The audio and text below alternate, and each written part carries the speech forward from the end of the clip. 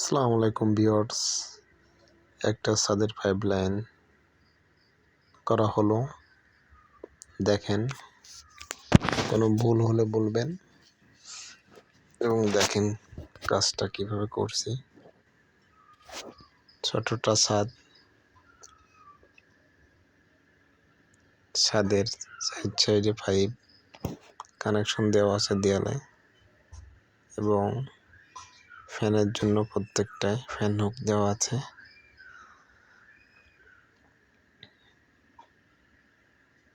ছাদের কাজ কিছুক্ষণের মধ্যে ঢালাই দেওয়া শুরু করবে, প্রসেসিং চলতেছে।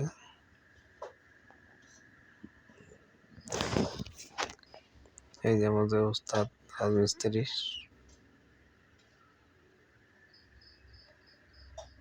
কাজটা কেমন হলো জানাবেন।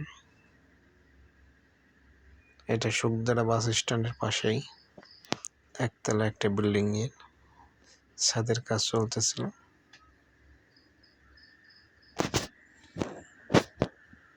এটা সিঁড়ি,